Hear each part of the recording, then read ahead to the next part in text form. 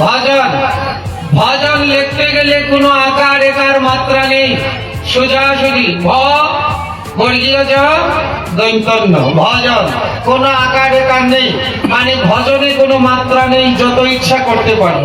কিন্তু যখনই ভোজন আসবে ভয় ওকার, সামনে মাত্রা পিছনে মাত্রা, সামনে একার পিছনে আকার মানে মাত্রা।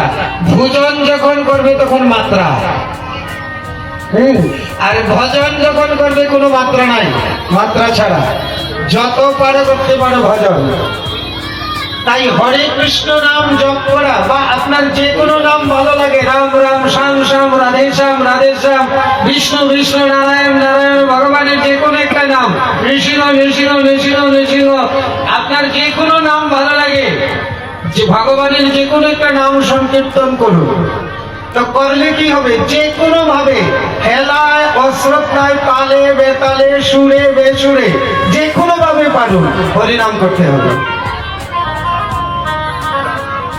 আর এই হরিনামই আমাদের একমাত্র ভবপারে নিয়ে যাওয়ার উপায়। এই যে আপনারা হরিকথা শ্রবণ করতে আসছেন, শুধু গান বাজনা শুনবেন না, এখানে আপনি ভবনদী পাড়ি দেওয়ার নৌকাতে ওঠার জন্য এসেছেন। এই হরিনামে হরিনাম যদি করতে শুরু করেন, তাহলে এই হরিনামে একদিন আপনাকে আপনাকে পার করে নিয়ে যাবে ভবনদী ওই পারে গোবিন্দের চরণে।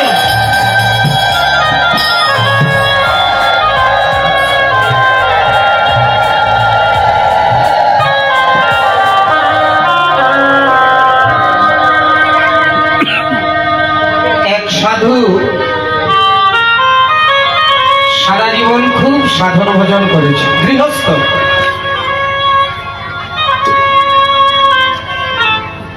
খুব সাধন ভজন করেছে।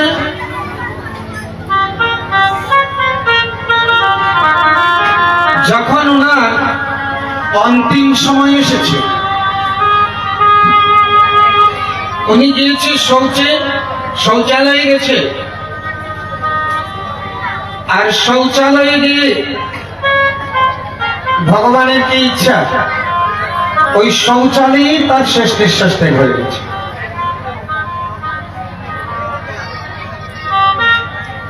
শৌচালয়ে যখন তার মৃত্যু হলো,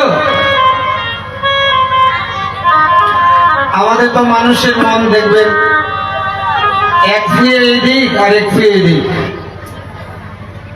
মানুষের মন একদিকে পূর্ব দিক, এক ফুয়ে পূর্ব দিক আর এক ফুয়ে পশ্চিম দিক। মানুষের মনের যে কখন কোন রং ধরে ভগবানও বলতে পারেন।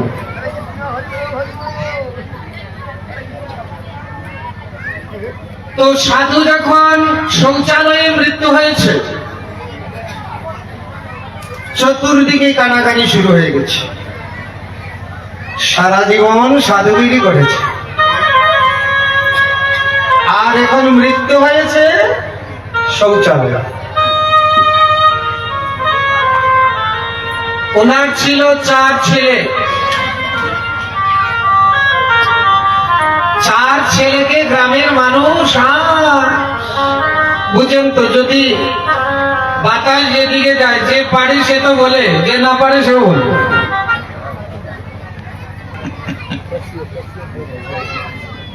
চতুর্দিকে কানাকানি শুরু হয়েছে।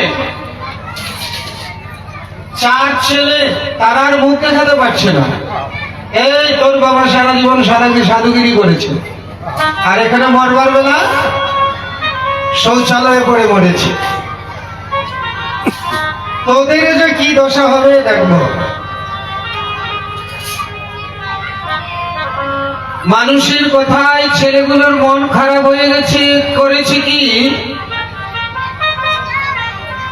বাবা যে সারা জীবন যে ঠাকুরের সেবা করত, এই ঠাকুর সহ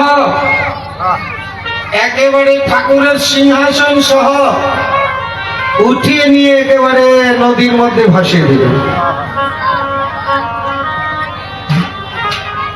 তোমার সেবা করে আমার বাবার এই পরিণতি। সারা জীবন তোমার সেবা করেছে, সবাই বলতো সাধু, আর শৌচালয়ে পড়ে মৃত্যু হয়েছে। এইরকম ঠাকুরের সেবা পূজা লাগে না, দরকার নাই। ঠাকুরকে একেবারে নদীর জলে ভাসিয়ে দিয়েছে খুশি সহ।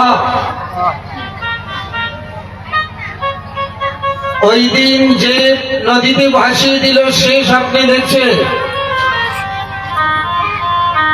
তার বাবা বলছে, সবাই কমেন্ট করুন, আগামী দিন রাত্রি 12টার সময় নদীর পাড়ে দাঁড়াবে, আমি আসব।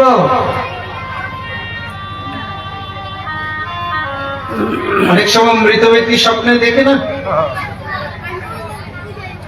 তোর বাবা স্বপ্নে বলছে আমি আগামী দিন রাত্র 12টায় নদীর পাড়ে আসবো, তুই নদীর পাড়ে গিয়ে দাঁড়াবি।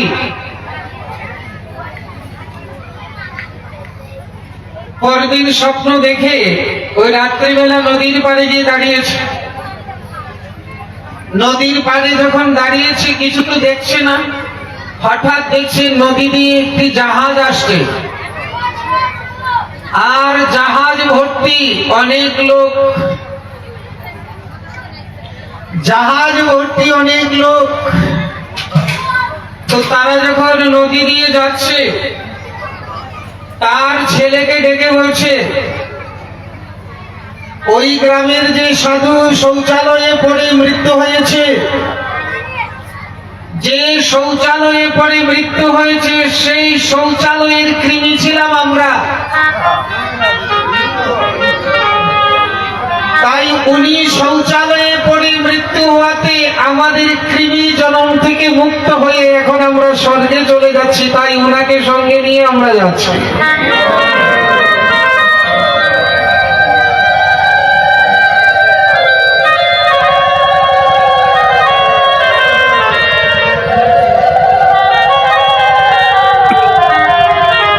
এক হরিনামও বৃথা যাবে না।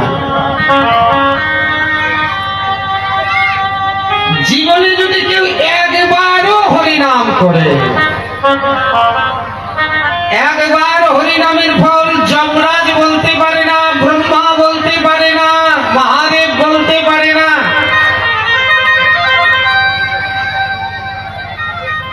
দেবর্ষি নারদের একদিন মনে মনে হয়েছে সারা জীবন তো হরিনাম করলাম, এই হরিনামের কি ফল তা তো আমি জানি না। কার কাছে যাই, আমার